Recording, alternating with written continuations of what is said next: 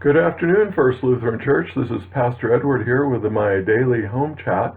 First of all, I want to apologize for missing yesterday. It was a very hectic day.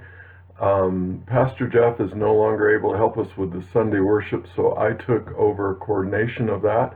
We have a great service planned for Sunday, but yesterday I was kind of busy with getting all the pieces together. But they're together now, so I'm back with my home chat, and I appreciate your kindness and patience. By the way, I really appreciate hearing that people are watching these. That's what I want, is I want us to keep in touch. Well, Monday has been humor. Tuesday was a children's message. Wednesday was gospel. Yesterday was supposed to be this one, and I'm going to do it today because I don't want to push over this one. This one's too important. It is coping skills. I would just like to talk about what we're going through right now and how we could help each other and help yourself. First of all, let's acknowledge that we're anxious. Just pretending we're not anxious won't do it, especially considering something of this magnitude. We are anxious. We're worried. We're concerned. We're worried about ourselves. We're worried about our children. I know I am, and my grandchildren too. We're worried about our spouses, our parents, grandparents, close friends. Things like we miss being able to go to church on Sunday it's disrupting to our lives. But I come here every day to tell you that we're going to get through this one day at a time. I want that to be kind of a message for this whole time is let's just take one day at a time. So let me give you some advice from the psychological world, the practical, I'm just a human world, on how we're going to get through this. And by the way, I am struggling with the same things that anyone else is, and I'm using some of these tools to help me. And in the weeks to come, and I hope it's not many, we'll talk about in detail some of these techniques. The first thing I want you to do is go easy on yourself and go easy on the people you're living with. Right now, it's like a pressure cooker. Everything bounces off one another. One of my children sent a video of her two sons who were arguing over something, and it was a very petty little thing, but they're not bad for it. It's normal when you're in close quarters with one another frequently. So the first thing I'll have to say is relax.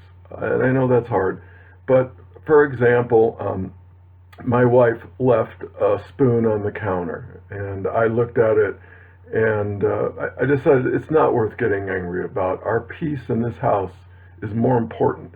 So I went ahead and put the spoon in the sink and took care of it. And I'm sure I've done similar things with her that, she's had to pick up after me. Rather than trying to say, well, I'm going to go over and make her clean this up or something like that, I've decided what's more important is peace. So I'll just take care of the spoon myself. Apply that to a lot of things. Another one is go easy on yourself. These are trying times. We're grabbing for answers and we're not sure where to look. Take a breath. I want you to realize that there's something I heard many years ago. You've been successful all these years. I just turned 64. For 64 years I've made it, and here I am today. You're going to make it again. Will you make it perfectly? Will everything come out as planned? Maybe not, but you're going to get there. Another piece of advice is, this one may be a little harder. Realize that everyone in your family is anxious too. Everyone is scared. Everyone's worried. There's great unknown out there. So one of the things my wife and I keep telling ourselves is, we're okay right now. Today we're okay, and you know what? Tomorrow looks like it's going to be okay also. So maybe start using a little of that with each other. By the way, for me, I've had to learn that growing up in the dysfunctional, abusive, alcoholic family I grew up with, but I'm learning it now. I give a lot of credit to my wife for doing that. But that's another key thing. I'm going to share more every week, but let me read something to you this week from NBC. They went and called a whole lot of psychologists about what should we do during these times. So here I'm going to read you some of these pieces of advice. First, create a routine. Change out of your pajamas. Shower and make a to-do list of all the things you want to achieve that day to maintain a sense of normalcy. You don't have to shower every day. That's not what they're saying. But create some sort of system. And again, go easy on yourself if the system doesn't work really well all the time. And be flexible.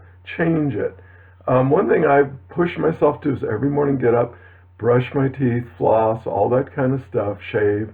Just even though I'm not really going out, I'll put a collared shirt on just to maintain normalcy. Second, break up your day. Find tasks to break up your day, and wherever possible, change your environment for different activities. For example, every day I've decided I'm going to go do a chore around the house. I started working on my garage and I felt overwhelmed, but I really want to get my workbench cleared off, so I put that as one.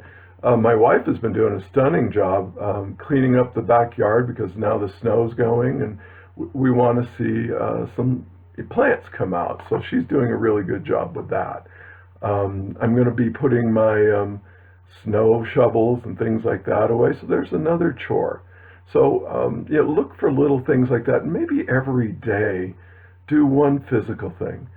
In times like this, there's a part of the brain deep inside called the amygdala, and it produces cortisol and adrenaline. It pushes these hormones through the body, the stress hormones. And a lot of us have learned over the years that doing something physical sometimes burns off some of that adrenaline.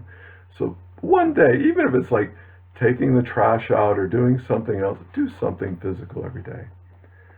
Third, take care of your body, eat healthily, get plenty of sleep, and exercise daily. We are walking the dog every day.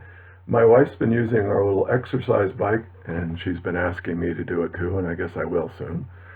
But take care of yourself. Do stretching, meditation, take a walk out in the woods. By the way, let someone know where you're going. That'll reduce the stress for the rest of your family. The next thing is help others. If you're not under strict isolation rules yourself, and you can do it, find ways to support those in need by maybe if you could run an errand. Now, if you're running an errand for someone, maybe drop it off at their front porch. Reduce the social isolation. Next one, stay connected. Do what we're doing right here. Use technology. One of the things that we decided to do, my birthday was March 19th, and my wife gave me a wonderful gift. She thought, oh, how horrible to be in isolation on your birthday. And we went to dinner, and the laptop was sitting there, and my kids came on, and we Zoomed and had lunch together, which was really, or dinner, excuse me. But it was just really neat that here we are talking with family members. Use technology to connect with your family members. By the way, those that don't have it, telephone, even sending a letter or something like that. I'm going to ask everybody, if you know one of our older members of the congregation, reach out to them. Here's another important one. Limit media intake. Stay informed, but don't just keep getting sucked in. Some of the reports are very emotional, very stressful, and I found that my anxiety builds up the more and more I hear. I would say pick some times during the day where you just touch base with news.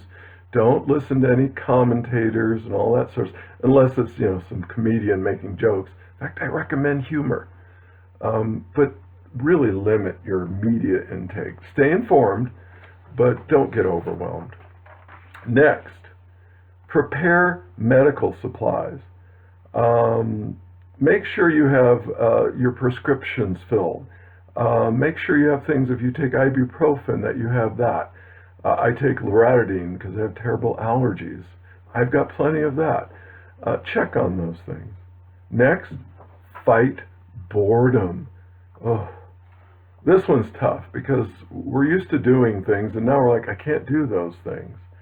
I'm watching a lot of old TV series. Recently, I've been watching, this is embarrassing, Lost in Space from the 60s. And I realized when I was a little kid, I looked at the little chariot and the Jupiter 2 spacecraft. And I had a little model of the chariot I wanted when I grew up. Go back and watch some old TV shows. Don't feel embarrassed about doing that. I'm doing it. And my wife's got some of hers, even though I can't get her to watch. I think it was called Lancelot Link. It was a really dumb one about chimps. But if you want to watch that. Okay? Avoid burnout. Now that one I'm really going to be concerned about. The anxiety tends to make it so that our energy gets consumed. Take breaks. Take a walk around the block or out in the woods and just learn to calm yourself. Find something that relaxes you that doesn't involve interacting with other people. Here's another one. Focus on the positives. Last night I was kind of stressed, and I sat in my living room and I looked out and saw the trees, and I started saying, we have a nice place to live. We have groceries. We have our health. We're okay. Don't let the mind run away with all the negatives. And there are a lot of negatives around, but all in all, I tell myself, I'm doing okay. Could I be doing better? Yeah, but I'm doing okay. Tell yourself, I'm doing okay today, and that's good. Here's one that I think is critical. Take one day at a time. Today's Friday. Tomorrow, Saturday, I've got things to do. Sunday, we're going to have our worship uploaded. And by the way, this time it's going to be, I'm really excited about it. We've done a lot of prep work for it. Don't look too far into the future. I think about today and tomorrow kind of a thing. If I start thinking about, well, April 3rd, or no, that's too far into the future. Just take a breath. Today is good. Think a little bit about tomorrow, but going past that, don't go too far. And here's a critical one. Human beings are social. We need each other. It's the way God created us. So stay in touch with people. Thankfully, we have technology here, and we can use it. Just reach out to other people. One of the best things is to reach out and say, how are you doing? People love to know that they're cared about that way. The last one I'm going to leave you with is try some humor. I don't know if you saw one of our worship videos from Good Shepherd, but Father Bert Chilson, the Catholic priest in Gledwin Springs, told a joke that it just knocked us down. It was so funny. As you know, to set this up, Catholic priests are not allowed to marry, so they're celibate. And we were talking, and I grew up Catholic, and I said, do you live in a rectory? And he laughs, says, sort of, and he described where he lived, and he stopped and said, by the way, do you know what we call a rectory? And I said, what? And he said, a home for unwed fathers. And that just broke me down. A sense of humor. So in closing, and I've really gone on too long this time, I care about you guys. Caroline would like to say she's thinking of those little kids that are in her class at church all the time. She looks forward to seeing them again. I look forward to seeing you. I look forward to being there with you in church again, that we can share communion. We are planning some really neat things for Easter, electronic for Easter, and you'll hear more about that as we get closer and closer. But look forward to something unusual and fun. It'll be a neat service on Easter if we have to do it this way.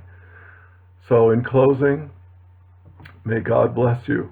In the name of the Father, and of the Son, and of the Holy Spirit. Amen. Go in peace and serve the Lord.